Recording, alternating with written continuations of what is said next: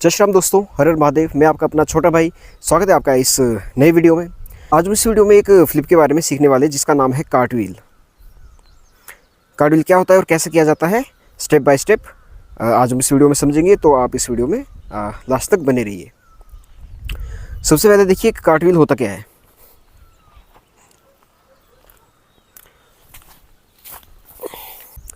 अपनी पूरी बॉडी को हाथों के ऊपर बैलेंस करके दूसरी तरफ पलटना, कुछ इस तरह की दिखती है एक कार्टव्हील। एक बार सामने से देखिए।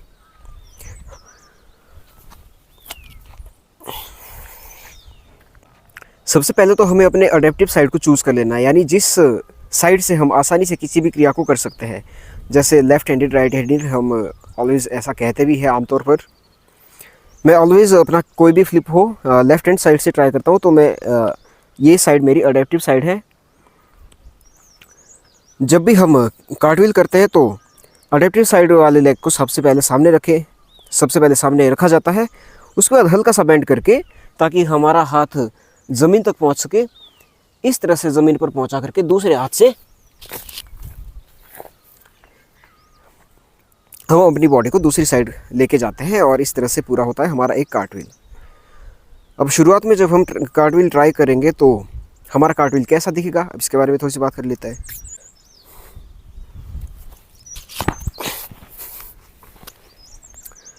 स्टार्टिंग में जब हम कार्टव्हील ट्राई करेंगे तो कुछ इस तरह से हम अपना कार्टव्हील परफॉर्म कर सकते हैं मोस्ट प्रोबेबली। तो इसको एक सही तरीके से बिल्कुल सीधा दूसरी साइड में खड़ा कैसे हो, इसके लिए हमें थोड़ा फोर्स की ज़रूरत पड़ेगी। तो फोर्सफुली कार्टव्हील करने के लिए हमें थोड़ा सा शरीर में फोर्स लेके आनी पड़ेगी। इसके लिए हम रनिंग की सहायता लेंगे, दौड़ की सहायता लेंगे।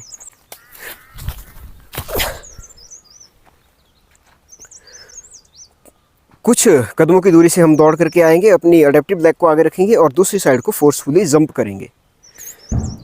फोर्सफुली जंप करने से होगा क्या कि हमारी बॉडी हाथों के बल पर नहीं गिरेगी और उसी फोर्स के साथ आगे धकेल दी जाएगी हाथों के बैलेंस पे, जिससे हम अपना कार्टव्हील आसानी से पूरा कर पाएंगे।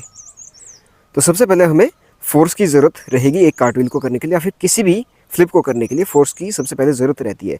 धीरे धीरे जब हम उसमें मास्टरी करते जाते हैं तो फिर एक ही जगह पे खड़े होकर के आसानी से बिल्कुल परफेक्टली हम दूसरी साइड लैंड कर सकते हैं।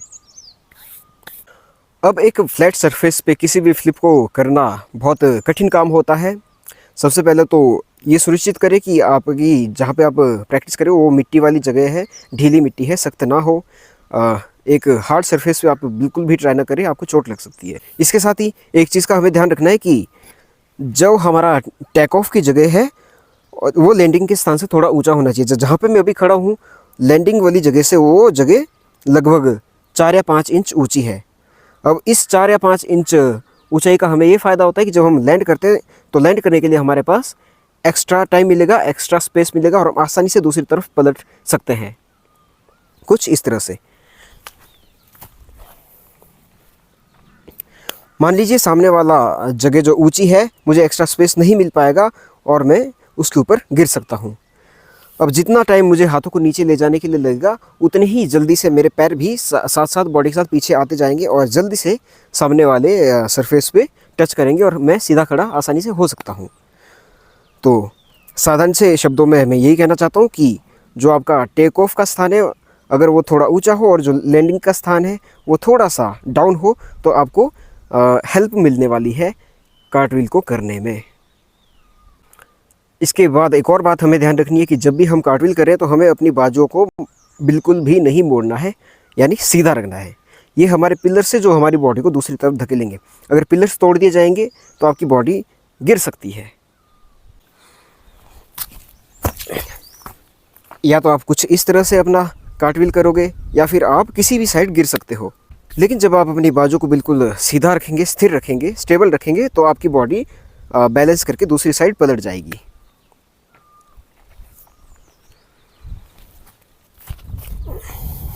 इसके बाद एक और बात हमें ध्यान रखनी है, जब भी हम कार्टव्हील कर रहे हो तो सबसे पहले अडेप्टिव लेग आगे रहेगी, उसके बाद अडेप्टिव हैंड आगे आएगा, उसके बाद अगला हाथ हमारा नीचे लगेगा और लास्ट में अपना पैर नीचे आएगा, ऑपोजिट साइड वाला। और ये चीज़ें एक साथ नहीं होगी, क्योंकि अगर हम इन चीज़ों को एक साथ करते हैं, मान लीजिए यहाँ से मैं अपना अडेप्टिव लेग भी आगे रख दूँ, दोनों हाथों को भी एक साथ नीचे रख दूँ, तो मैं कुछ इस तरह से नीचे गिरूँगा अपने कार्टव्हील में। हमें करना क्या है, सबसे पहले लेग आगे रखनी है, उसके बाद हाथ, उसके बाद दूसरा हाथ। इस हाथ को उठाने से पहले ही हमें अपना अडेप्टिव हैंड ऊपर उठा लेना है, ताकि बॉडी पे किसी प्रकार का खिंचाव ना पड़े और हम खिंचाव की स्थिति में सामने ही ना गिर जाएं। बॉडी को बिल्कुल हमें ढीला छोड़ना है ताकि दूसरी साइड पलटी जा सके। और कार्टव्हील में लेग्स की जो स्थिति रहेगी वो स्प्लिट रहेगी, यानी लेग्स को हमें बिल्कुल अलग अलग रखना है। दोनों लेग्स को एक साथ ले जाने की कोशिश बिल्कुल भी नहीं करनी है, इस स्थिति में हम गिर सकते हैं। बिल्कुल फ्री माइंड से हमें कार्टव्हील प्रैक्टिस करना है, जो कुछ इस तरह का दिखेगा।